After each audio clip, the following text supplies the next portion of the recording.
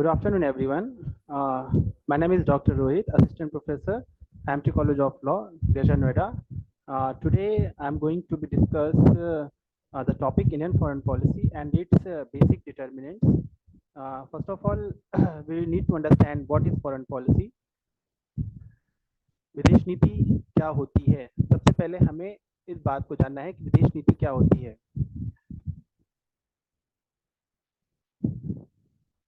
Introduction.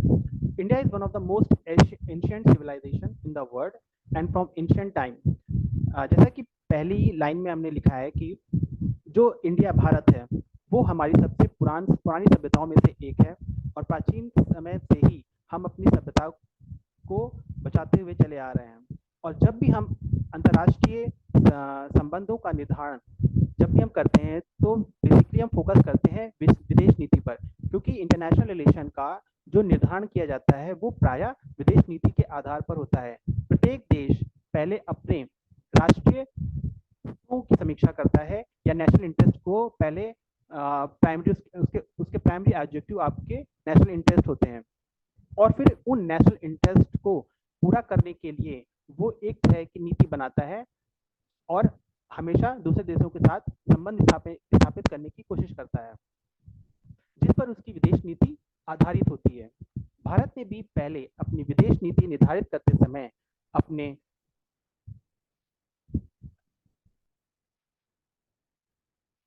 प्रायः अपने राष्ट्रीय हितों को ध्यान में रखा. भारत की विदेश नीति की रूपरेखा को स्पष्ट करते हुए सबसे पहले हमारे पहले प्रधानमंत्री डॉक्टर जवाहरलाल नेहरू ने 1946 में यह कहा कि वैदेशिक संबंधों के क्षेत्र में भारत एक स्वतंत्र नीति का अनुसरण करेगा और गुटों की खींचतान से दूर रहते हुए संसार के समस्त पराधीन देशों का आत्मनिर्णय का अधिकार प्रदान करने और जातीय भेदभाव की नीति का दृढ़तापूर्वक उन्मूलन करने का प्रयत्न करेगा. नेहरू का यह कथन आज भी भारत की विदेश नीति का आधार स्तंभ है. अब सबसे पहले हम देखेंगे जैसे अपने स्वतंत्रता के टाइम पे मतलब 1947 में जब हम आज़ाद हुए, ठीक है, अब हमारे पास उस समय हम इतने कैपेबल नहीं थे कि हम एक इंडिपेंडेंट या स्वतंत्र रह सकते, क्योंकि हमें उस समय दुनिया पूरी तरह से दो गुटों में विभाजित हो चुकी थी, जिसमें एक तरफ यूएसएसआर था और एक तरफ यूएसए. हम अपने रिकॉग्निशन या हमारी इकोनॉमी इतनी स्ट्रांग नहीं थी कि हम किसी एक गुट में शामिल होकर किसी दूसरे गुट वाले को नाराज कर सकते. अगर हम यूएसएसआर के साथ जाते तो यूएसए हमसे नाराज होता और हम यूएसए के साथ जाते यूएसएसआर हमसे नाराज होता. तो हमें एक ऐसी नीति निर्धारित करनी थी जो हमें अपने रिकॉग्निशन के लिए और हमारी इकोनॉमी को डेवलप करने के लिए जरूरी हो. इंडियन कॉन्स्टिट्यूशन के आर्टिकल 51 में भारत की विदेश नीति से संबंधित बातों को समाहित किया गया है, जिसके अंतर्गत राज्य अंतर्राष्ट्रीय इंटरनेशनल पीस और सिक्योरिटी को बढ़ावा देगा, नेशन स्टेट के मध्य जस्टिस और आपके रिस्पेक्टफुल रिलेशन को बनाए रखने का प्रयास करेगा और स्टेट इंटरनेशनल लॉज और जो आपकी ट्रीटीज हैं उनका सम्मान करेगा और जो स्टेट है वो इंटरनेशनल कॉन्फ्लिक्ट जो होते हैं उनका जो सॉल्यूशन है वो नेगोशिएशन के बेस पर होगा. इन सभी ऑब्जेक्टिव्स को अचीव करने के लिए इंडियन फॉरेन पॉलिसी में जो हमारे फॉरेन रिलेशन है उनको समझने के लिए हमें कुछ प्रमुख बेसिक प्रिंसिपल्स को बताया गया है. ठीक है, वैसे Indian foreign policy is shaped by a number of factor. It means that कि अगर फॉरेन पॉलिसी है, किसी भी देश की विदेश नीति किसी एक फैक्टर्स के बेस पे डिफाइन नहीं की जाती है, उसके लिए कई फैक्टर्स जिम्मेदार होते हैं. India is in selected countries of the world in military field, space, religious, culture and etc. Bharat उन कंट्रीज में से एक है जिसके पास अपनी मिलिट्री भी है, स्पेस भी है, रिलीजियस कल्चर और भी ऐसी बहुत सी चीज़ें हैं जो ये कुछ ऐसी सिलेक्टेड चीज़ें हैं जो हमारी फॉरेन पॉलिसी को निर्धारित करने में महत्वपूर्ण रोल प्ले करते हैं.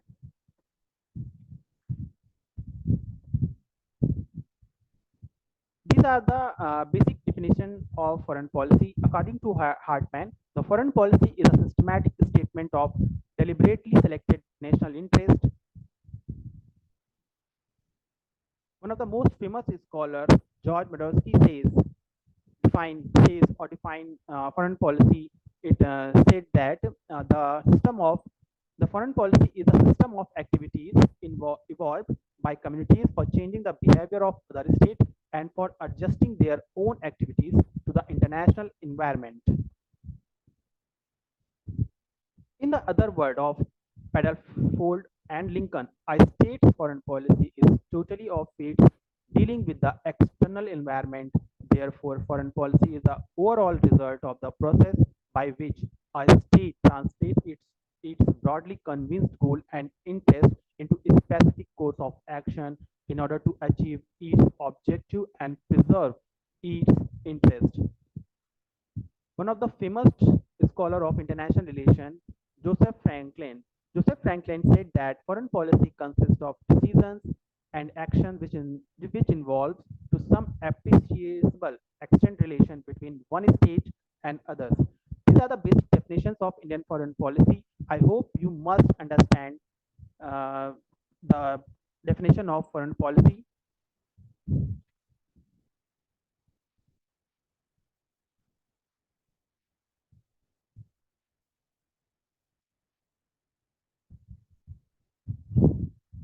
After that, we will discuss the determinants of India's foreign policy. There are more. There are many determinants of Indian foreign policy.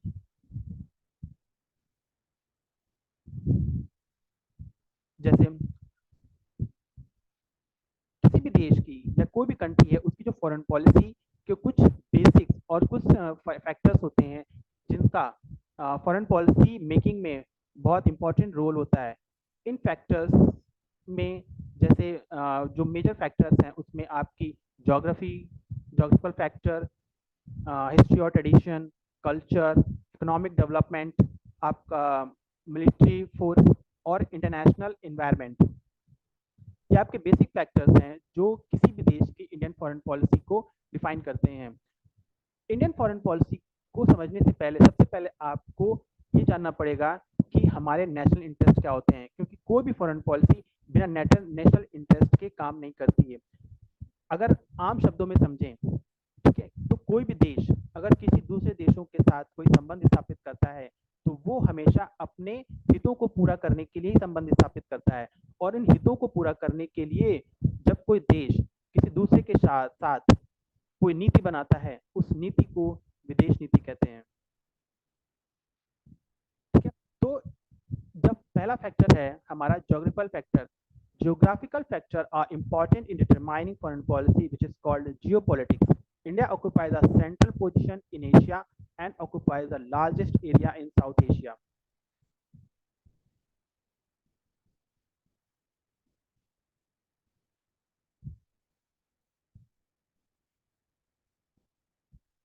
Bharat की जो फॉरेन पॉलिसी के मेकिंग में उसकी जो ज्योग्राफी है या उसकी जो भू आकृति है उसने इम्पोर्टेंट रोल प्ले किया है। हमारे पहले प्रधानमंत्री डॉक्टर जवाहरलाल नेहरू ने 1949 में कहा था कि भारत की स्थिति अत्यंत महत्वपूर्ण है जिसके कारण कोई भी देश भारत की उपेक्षा नहीं कर सकता। इंडियन फॉरेन पॉलिसी के निर्माण में इंडिया का जो साइज है, ठीक है, एशियाई देशों में उसकी जो स्थिति है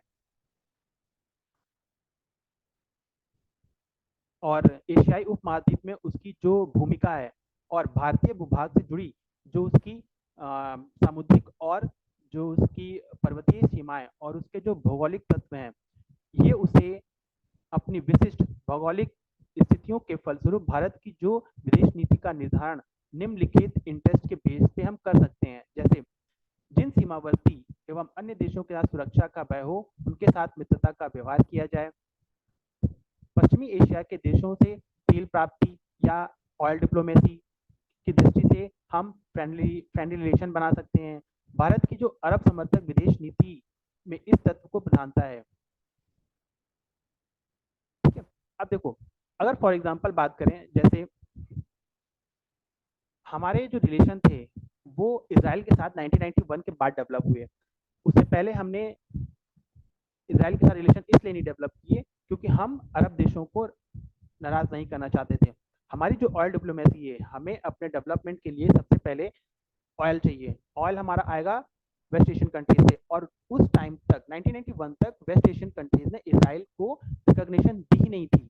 तो हम चाह कर भी इसराइल के साथ अपने रिलेशन नहीं बना सकते थे। 1991 में इंडिया के इसराइल के साथ रिलेशन बनाने के पीछे का सबसे बड़ा मोटिव ये था कि उस टाइम तक वेस्ट एशियन कंट्रीज ने या अरब कंट्रीज ने इसराइल को भी मान्यता प्रदान कर दी थी।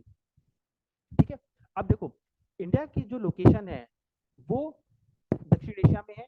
इंडिया वेस्ट एशिया और साउथ ईस्ट एशिया के बीच का पार्ट है दक्षिण एशिया में इंडिया अपनी साउथ एशिया में इंडिया अपनी पोजीशन रखता है, और वो एक आप कह सकते हो कि एक डोर है आपको साउथ ईस्ट एशियन कंट्रीज में जाने के लिए, और एक साउथ एशियन कंट्रीज के लिए वेस्ट एशियन कंट्रीज में आने के लिए। ठीक है, और प्लस हमारी जो जोग्राफी है, वहाँ पे हमें अपनी सिक्योरिटी के लिए जो नेवी है, जो हमारा समुद्री सीमा है, वो भी बहुत लंबी है। हम उसके थ्रू किसी भी कंट्री के साथ आसानी से ट्रेड कर सकते हैं, क्योंकि बहुत सी ऐसी कंट्रीज हैं जो लैंडलॉक्ड हैं। लैंडलॉक कंट्रीज होने का मतलब है कि उनकी कोई किसी भी बाउंड्री से उनका सी टच नहीं होता है। जब उनके पास अगर सी का कोई समुद्री मार्ग नहीं, अगर उनकी बाउंड्री अगर समुद्र से टच नहीं होगी, तो वो समुद्री व्यापार नहीं कर सकते। और समुद्री व्यापार करने के पीछे सबसे बड़ा रीजन ये है कि वो बहुत ही सस्ता होता है।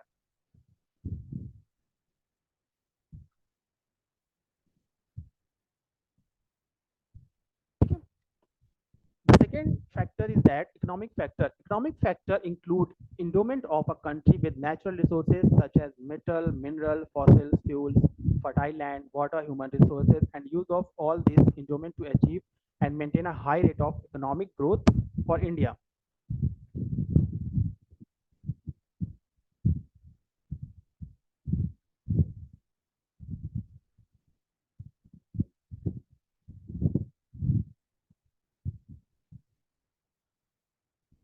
दूसरे फैक्टर में हम आर्थिक जो हमारे फैक्टर्स हैं, वो भी एक बहुत इंपॉर्टेंट अपना रोल प्ले करते हैं इंडियन फॉरेन पॉलिसी को डिफाइन करने में, या उसको क्रिएट करने में।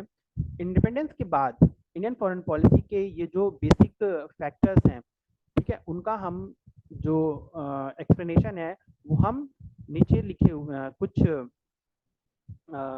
आगे बताए हुए जो आपके पॉइंट्स हैं उनमें हम कर सकते हैं। जैसे फर्स्ट पॉइंट के बेस पे हम इकोनॉमिक फैक्टर को डिफाइन करते हैं कि इंडिया ने जैसे ही नॉन अलाइनमेंट की पॉलिसी अपनाई, ठीक है, जिससे वहाँ पे पीस को डेवलप किया जा सके, और जो दो दुनिया उस समय जो दोनों गुटों में बटी हुई थी, वहाँ से आर्थिक सहायता या हमारी इकोनॉमिक हेल्प अचीव की जा सके। जो अब देखो 45 के बाद जब कोल्ड वॉर खत्म होता है, कोल्ड वॉर के बाद बहुत से ऐसे जो नेशंस थे जो 45 के बाद स्वतंत्र होना शुरू होते हैं, उनमें से एक भारत भी था। तो जो उस टाइम पे नए राष्ट्र जो इमर्ज कर रहे थे, जो स्वतंत्र हो रहे थे, ठीक है, उनमें से इंडिया जो था अपनी इकोनॉमी और जो हमारी मिलिट्री पावर्स है, उनमें बेसिकली उनके पास इतना कैपेबल नहीं था कि वो आगे सर्वाइव कर सके। विदेश नीति के निर्धारकों में यह एक मतलब ये बहुत रेयरली या सुटेबल समझा जाता है कि दोनों गुटों की जो हमें सिंपैथी थी, दोनों गुटों से हमें सिंपैथी गेन करनी थी, और यह तभी हो सकता था जब गुट निरपेक्षता और जो पीसफुल को एग्जिस्टेंस की पॉलिसी है उसे अपनाई जाए।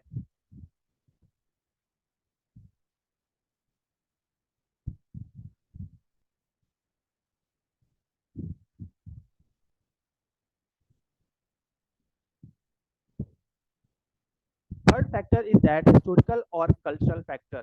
Economic factor include endowment.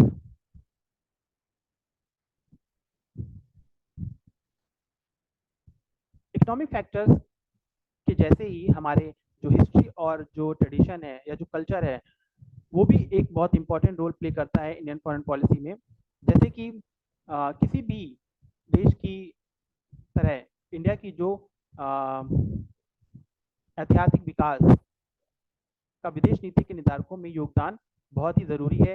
Ancient time से इंडिया अपनी रिकॉग्निशन और पीसफुल कंट्री के रूप में ही रहा है। इंडिया ब्रिटिश कम्युनिज्म और इम्पीरियलिज्म का शिकार तो हुआ, लेकिन उसने कभी भी किसी छोटी कंट्री पर अपने पॉलिटिकल इन्फ्लुएंस डालने और उसकी इंटरनल इंटीग्रिटी को खराब करने की कोशिश नहीं की। इंडिपेंडेंस के बाद भी इंडिया ने सभी राष्ट्रों के साथ इक्वालिटी और फ्रेंडली रिलेशन की पॉलिसी अपनाई है। पाकिस्तान ने भारत पर एक के बाद एक कई अटैक किए, लेकिन हर एक अटैक में भारत ने पाकिस्तान को हराया, लेकिन भारत ने कभी भी उस पर अपनी शर्तें या अपने कंडीशंस अप्लाई नहीं किए। उसी तरह कम्युनिस्ट चाइना की अगर बात करें तो भारत के प्रति उसका जो रवैया है वो पूरा एनिमी जैसा है। 1962 में इंडिया पर अटैक करके इसके जो विशाल ज्योग्राफी है उस पे कुछ पार्ट पे चाइना ने अपना अधिकार कर लिया।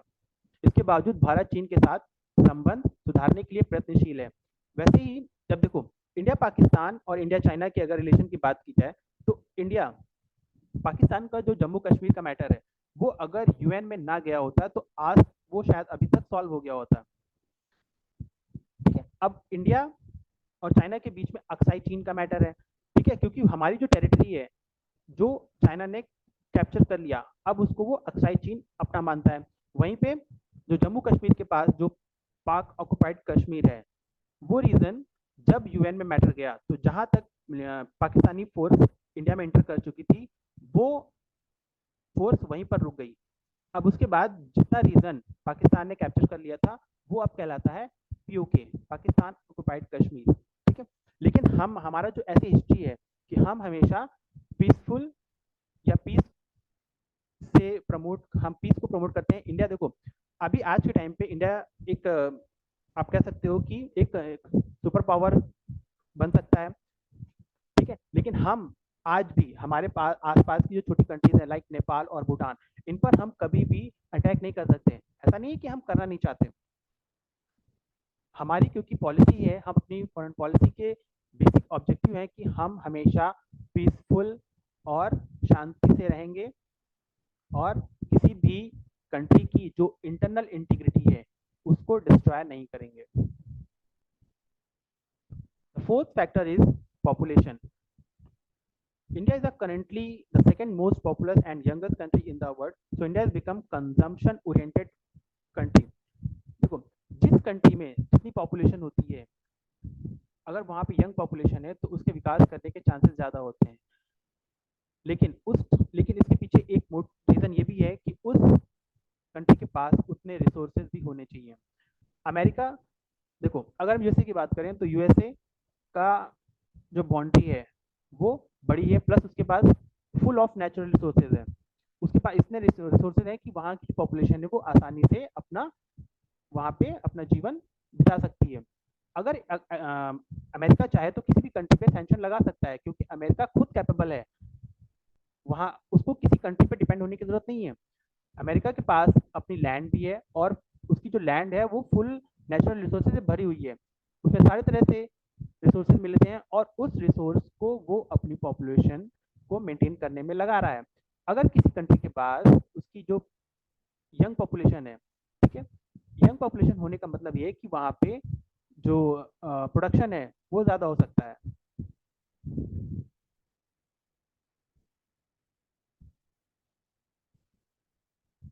The next one is domestic milao. Theoretically, domestic milao stands for the general circumstances of peculiar things within the country to leave their imprint on the shaping of a country's foreign policy. अब देखो domestic मिलाओ का मतलब ये कि हमारी जो internal हमारी जो इंडिया के अंदर की जो सिचुएशन है उसके बेस पे हम कैसे अपनी फॉरेन पॉलिसी को तैयार करते हैं। The next one is persona of leadership. Persona of leadership also arguably plays a very important role in the formulation of decisive foreign policy of a country. Globally, on a number of occasions, decisive pushes to foreign policies of different countries have been provided by the strong leaders.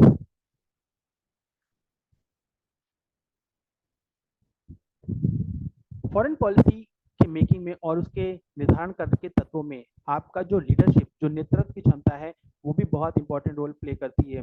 शुरुआती दिनों में जब हमने अपनी स्वतंत्रता पाई, उस time पे जो फॉरेन पॉलिसी थी वो हमारे नेहरू जी ने अपने पास रखी।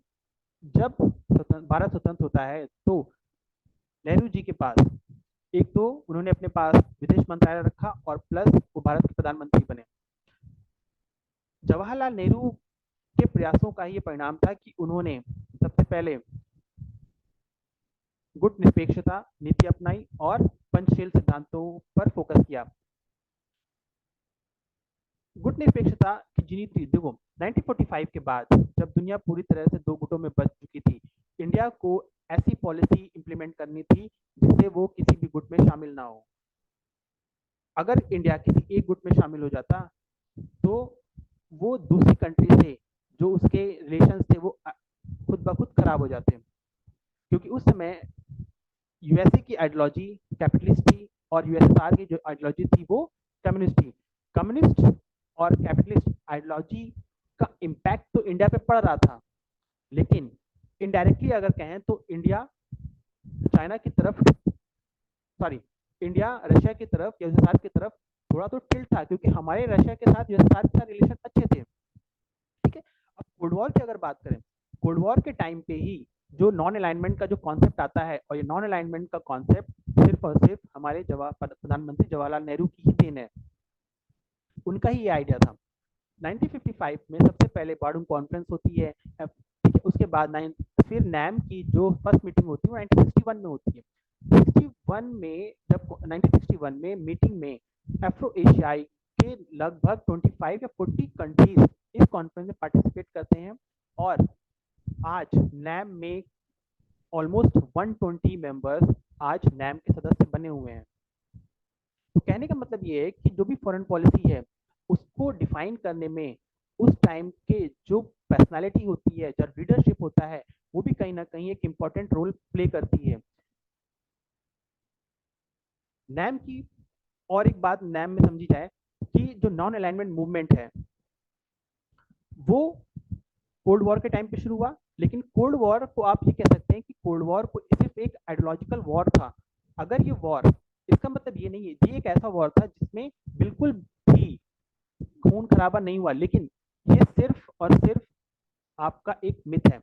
यूएसएसआर और यूएसए के बीच में कोल्ड वॉर शुरू होता है, लेकिन कोल्ड वॉर में इन दोनों कंट्रीज के बीच में कोई खून खराबा नहीं हुआ, लेकिन इसने अदर कंट्रीज को बहुत ज्यादा इन्फ्लुएंस किया और अफेक्ट किया। अगर बात की जाए, देखो इसके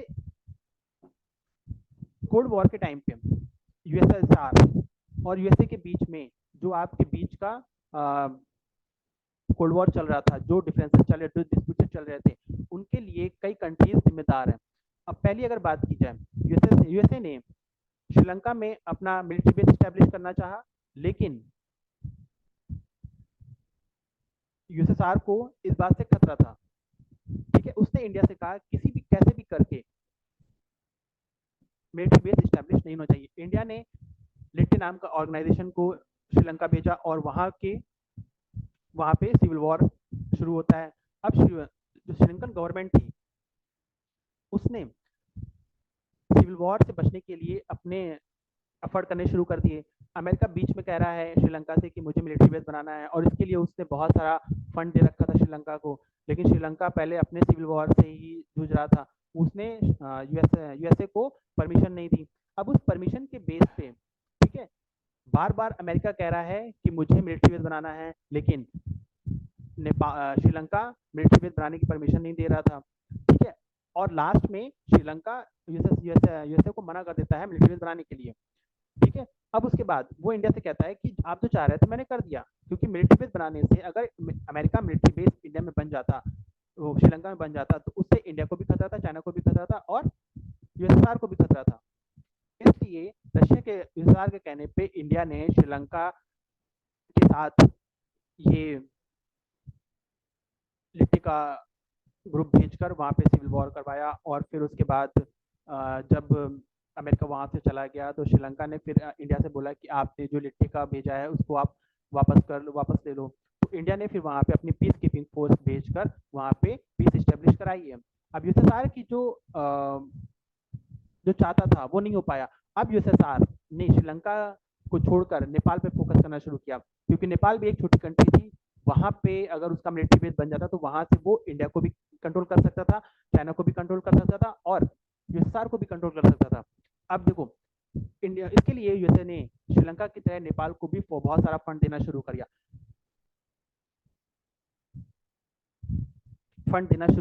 अब फंड देने के बाद ठीक है, अब यूएसए ने नेपाल से कहा कि मुझे मिलिट्री बेस बनाना है। नेपाल ने मिलिट्री बेस बनाने की परमिशन दी, लेकिन जैसे मिलिट्री बेस बनना शुरू हुआ, चाइना को इस बात की खबर लग गई या उसको पता चल गया, उसने एक ग्रुप ऑफ पीपल को नेपाल में इंटर करा दिया, जिसको कहते हैं मॉइस्ट नेपाल में इंटर करते हैं और वो वहाँ पे श्रीलंका के जैसे ही सिचुएशन शुरू कर देते हैं और वहाँ पे भी सिविल वॉर डिक्लेयर कर देते हैं।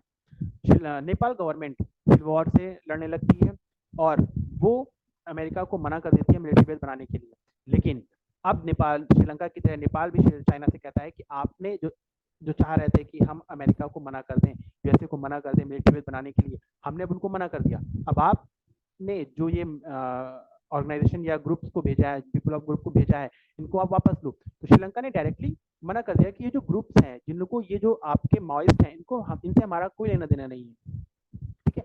और यही माओइस्ट नेपाल से चलकर इंडिया में इंटर करते हैं और यहाँ इंडिया में पहुंचने के बाद जो नक्सल कहलाते हैं, ठीक है, ठीक है। तो आपका जो लीडरशिप का कॉन्सेप्ट है ये समझ में आया, क्योंकि लीडरशिप के बेस पे ही हम वहाँ के समझ सकते हैं फॉरेन पॉलिसी को, क्योंकि हर लीडरशिप का फॉरेन पॉलिसी पे इन्फ्लुएंस ज़्यादा होता है। जैसे प्रधानमंत्री ने नैम लाए, पंचशील लाए, तो इसका इम्पैक्ट फॉरेन पॉलिसी पे पड़ता ही पड़ता है, ठीक है। The next one is impact of ideology. Ideological predilection means the implicit or explicit commitment of a leader to a particular ideology. It means that कि आइडियोलॉजी भी बहुत इंपॉर्टेंट रोल प्ले करती है आपकी फॉरेन पॉलिसी फ्रेम करने में।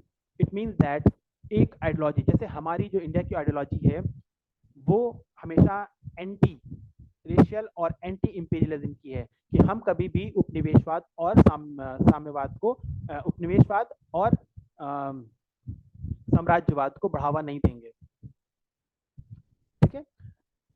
इसके बाद नेक्स्ट वन है international scenario. Apart from the internal dynamics of a country, external and international scenario plays equally if not more important a role in determining the nature and thrust of foreign policy of a country. जैसे ही देखो, अब foreign policy एक changeable situation है, जैसे international scenario change होगा, हमारी foreign policy हमको उसी के अनुसार चेंज करनी पड़ेगी, क्योंकि फॉरेन पॉलिसी हमेशा डिपेंड करती है आपके नेशनल इंटरेस्ट पे, और नेशनल इंटरेस्ट आपके स्टेबल भी हो सकते हैं और चेंजेबल भी हो सकते हैं, ठीक है। जैसे इंटरनेशनल सिनेरियो बदलता है, हमारी फॉरेन पॉलिसी बदल जाएगी।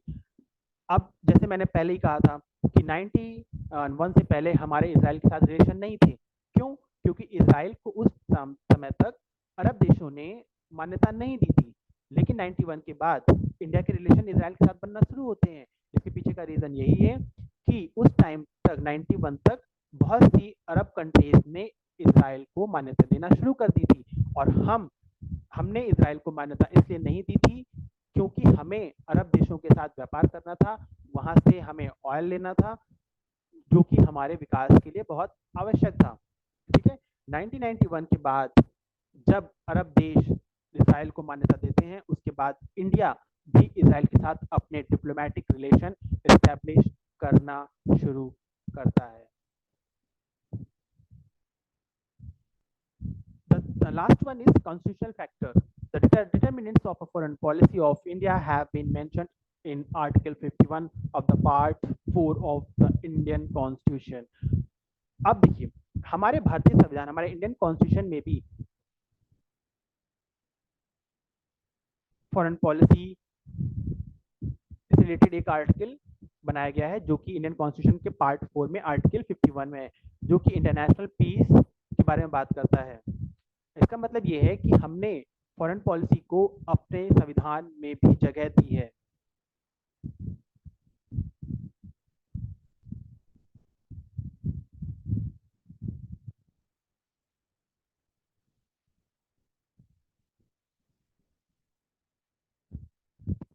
अलावा ऐसे और देखो, फिर देखो मैंने पहले ही कहा कि जो हमारी फॉरेन पॉलिसी है वो हमारे नेशनल इंटरेस्ट पे जुड़ी होती है।